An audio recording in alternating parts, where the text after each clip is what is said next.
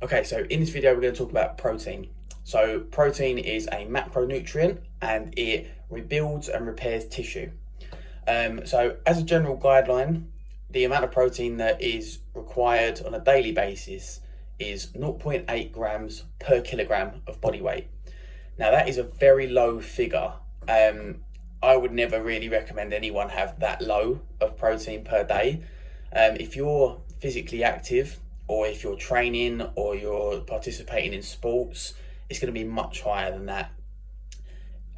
As a sort of general recommendation, I would go as low as 1 gram per kilogram, but that is like an absolute minimum. I wouldn't say go any lower than that, especially not if you're physically active. So that would look like if you weighed 80 kilograms, then we'd be looking at 80 grams of protein as an absolute minimum. So what that actually looks like practically is if you was to have 4 meals in a day, that would be sort of 20 grams of protein per meal, right? So that gives you 80 grams at the end. Now, if that was in 3 meals, then it would be about 26, 27 grams of protein, right? Obviously, these would vary. Realistically, if you're having a meal, it could be 30 grams, it could be 20 grams. But if we want to hit 80, I'm just saying, as a very rough example that wouldn't really happen in reality, but 26 to 27 grams across 3 meals gets you around 80, right? Now there's 2 reasons why this could actually be more beneficial than if you was to have the 4. Okay, the first reason is when we consume protein, the aim is to maximally stimulate muscle protein synthesis. So for most people, particularly adults and elderly people, basically as we get older, we require more protein to maximally stimulate muscle protein synthesis. So when you're in your teens, early 20s, that might only be 20, 25 grams. As you get older, it becomes far more. So hitting 26, 27 grams of protein in a meal is actually going to potentially stimulate muscle protein synthesis maximally or far better than if we only had 20 grams. Another reason is if you're having 3 meals, you're probably going to have space in your day to therefore either add another meal or to have a snack. And that allows us more room to ingest more protein. And that is a benefit because there is no top end of how much protein you can ingest in a day. And that is the key point. It's how much we consume in a day. Okay, it is better to separate the protein intake across the day. Say you had, for example, 25 grams in a meal, 30 grams in another meal, 30 grams in another meal, and 20 in another meal. Brilliant. But the main thing is how much we consume per day.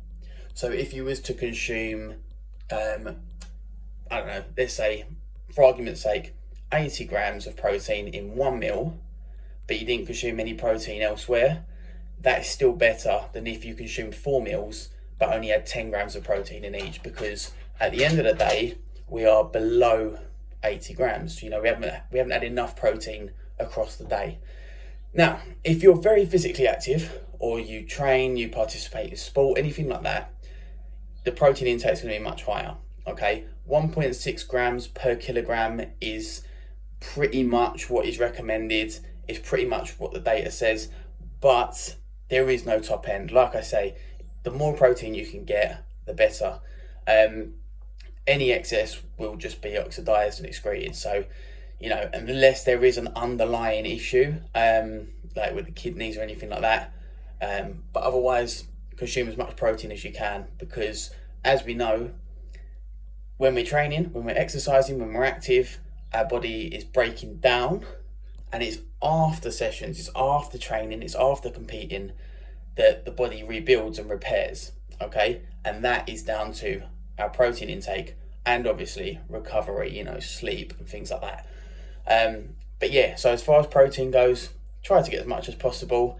Try to have enough in the servings so that we're maximally stimulating muscle protein synthesis, and try and have good quality protein. And what I mean by that is low calorie, high protein with the essential amino acids.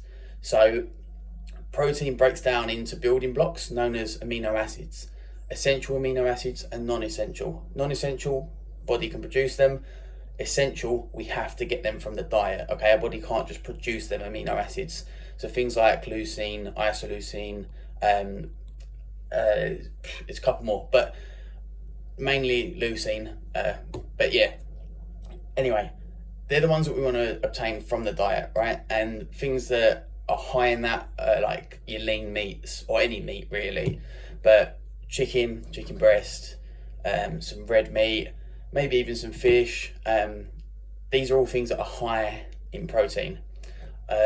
Obviously, it's much more difficult if you're a vegetarian, a vegan, anything like that. Anything that makes your diet a bit more difficult is going to have a knock-on effect to how much protein you can ingest, because it's quite difficult to obtain the protein, especially with the essential amino acids. But I tend to say, it's difficult to get enough protein in your diet realistically, unless you're going to eat chicken breast after chicken breast, and no one wants to just be doing that. So I tend to kind of advise, loosely speaking, that if you can, get a whey protein isolate or even concentrate, but whey protein, just a scoop of that. You can have it flavored if it makes it easier to take it, but a scoop of protein, that's a serving of protein, right? You're going to get 20 to 25 grams depending on what product it is, but it's high biological value. It's easy to absorb, and it's very high in protein and very low in calories for what it is, and that will just ease the burden of trying to constantly consume so much protein. That might be something to look into. But yeah, key points with protein is try to get as much as you can in your diet, basically, and as an absolute kind of minimum, try and get 1 gram per kilogram of body weight of protein per day.